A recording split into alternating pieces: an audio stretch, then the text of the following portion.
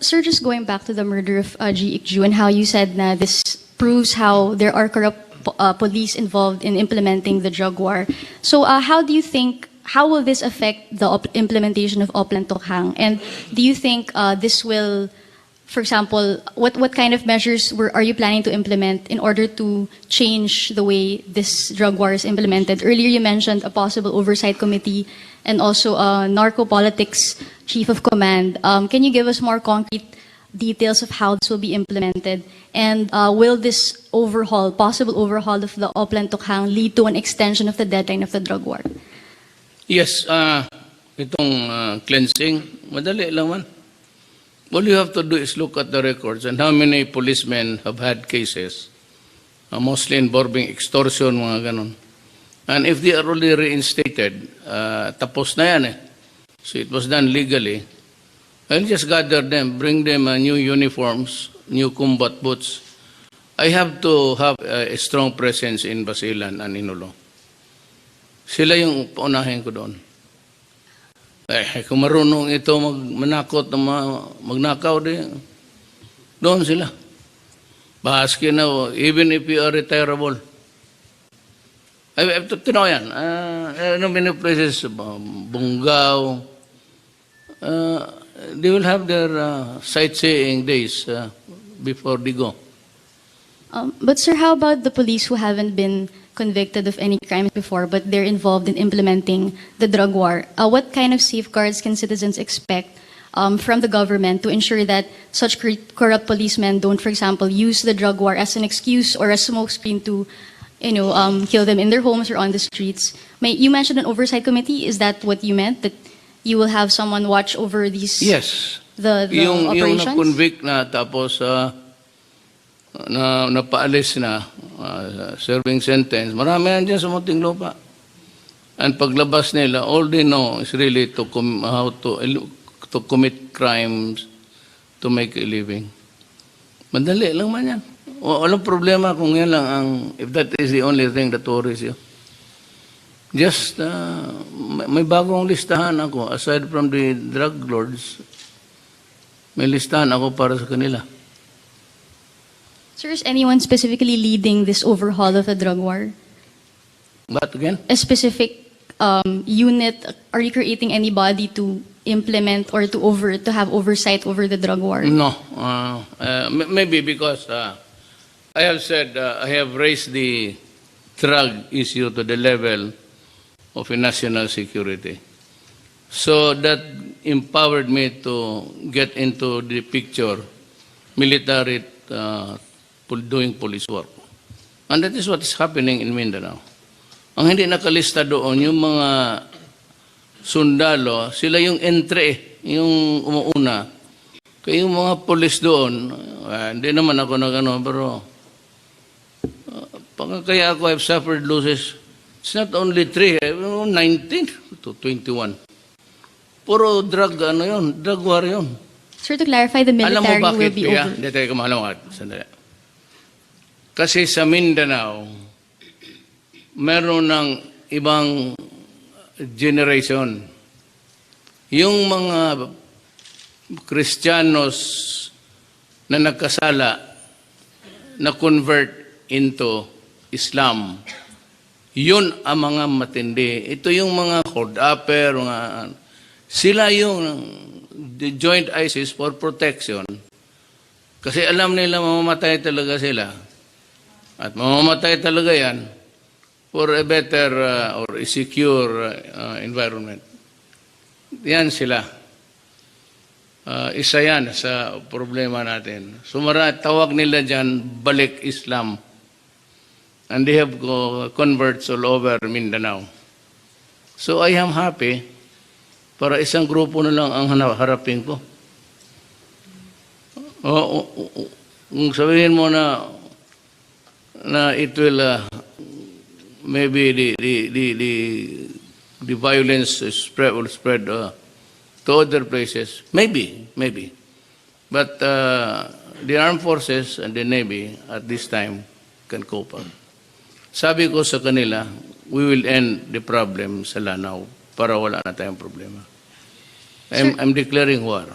Just on my last question, yun dun sa deadline of your drug war, you extended it to March, diba? And then now you're saying that this revealed corruption in the police implementing the drug war. So does this mean, sir, that you plan to extend it yet again? Well, because the police are doing on the pretext of during the drug war, they are now a new strain of the original, itong mga kriminal, yung mga Chinese na malaking big time. And out of this was born itong mga pulis na gamit ng warrant on the pretext that they are arresting you or searching you for drugs. Ito yung mga bagong, ito yung mga pulis na criminal, as in criminal. So, nag-resurface na naman yung sakit nila. So, we'll have to deal it in the most expedient way. They will not be able to operate. I assure you. So, sir, how many months are you extending the drug war by? The drug war, I will extend it to the last day of my term. Sir, Kasi your wala goal na of suppressing drugs will be until, hindi na po yung March deadline, but till the end of March, the term. wala na. Wala na. March o patapos na. It should be during the last day of my term. 5 years plus Sir, from now. even if you promise nga po that you would suppress it by March, you're saying sa end of the term na lang. Wala na yung March. Hindi ko man nakalain. Mayor kasi ako noon. When I was making humbug, said, stop drugs, ang paradigm ko was limited to Davao City. Little did I know when I became president and had access already to all information available. And to my horror, and the Filipinos saw it and everybody, including the human rights, thousands, hundreds of thousands Filipinos surrendering every day. At ayaw nilang maniwala na yung bangag na hindi na nag-surrender, yun talaga yung lumalaban. That's why kung may pera lang ako, I would require the policeman to have a camera. Yung camera kaya na sa ibang states sa Amerika. Mag-raid sila o tawagan ninyo ang media. Sabi ko nga sa kanya, huwag ninyong kalimutan si Pia. Mahilig yan. Ikaw una samahin nila. Para makita mo yung action. I will also provide you the camera so that you'll be able to get something out of it. Ha? Okay yan? Okay, sir. Okay ganyan? Okay. Totoo ha? Para yung, walain natin yung, let us do away with this. Every time there's a dead guy, doon sa tabulation ng mga stupido, AKJ ka agad, sira ba ulo ninyo? Ang pampatayan niya ba? Ano wala bang patayan sa galit? Yan lang kaya nga eh.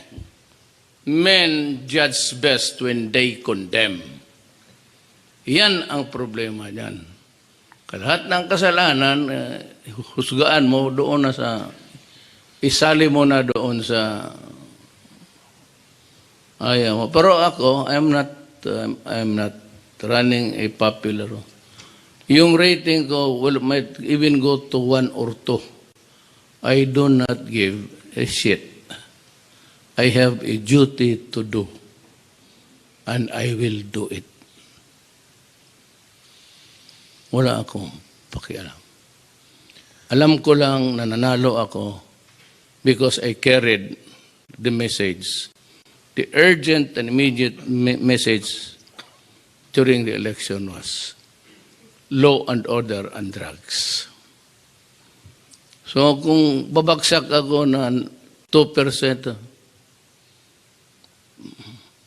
pasensya, walang pakialam. Basta trabahuin ko trabaho ko. Marlon Ramos of the Philippine Daily Inquirer, to be followed by Henry Uri of DZRH. Good morning po, Mr. President. Sir, during your discussions with the military and PNP officials, did you discuss the possibility of using your executive power, issuing executive action in dealing with the Mauti Group and other local terrorists in Mindanao? Yes. No, I'm the commander-in-chief of the armed forces. I think I'm the one sa Constitution. So I have I do not macromanage anything. I hate it. But they brief me and they would tell me these are the things that we recommend to you. So there are options. Ito gawin natin, ito ganito ang mangyari. They have the projection. Ito kung ito may mangyari dito pero civilian maraming mamatay. So I try to balance it. And at the end of the day, I'll call Dilpin, sabi ko, go ahead. Because previously po, you declared a state of lawlessness. Yung after po nung incident sa Davao nung September, you declared state of lawlessness. Are you considering placing certain parts of Mindanao like Lanao possibly or Basilan under martial law? Did you consider that? When the time comes that they will be asking for it, I'll give it to them. Remember this, Filipino. Kung kayo na ang maghingi, magsabi kayo, Mr. President, declare tayo ng martial law. Sabihin ko, mag-isip muna ako. Kung kayo na mismo ang maghingi, at baka dadating yung mga senaryo na yan, sabihin ko lang, wag muna, okay pa naman, madala pa naman sa presinto. But when the time comes na ang tao na ang maghingi, ibibigay ko. But ako satisfied na ako. I'm quite adept with what is available to me now.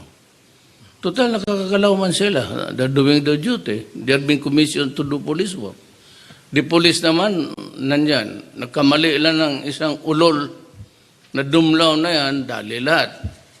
So this guy said to protect the image para for further damage. Sabi niya, sir, mag-resign ako. That won't solve anything at all.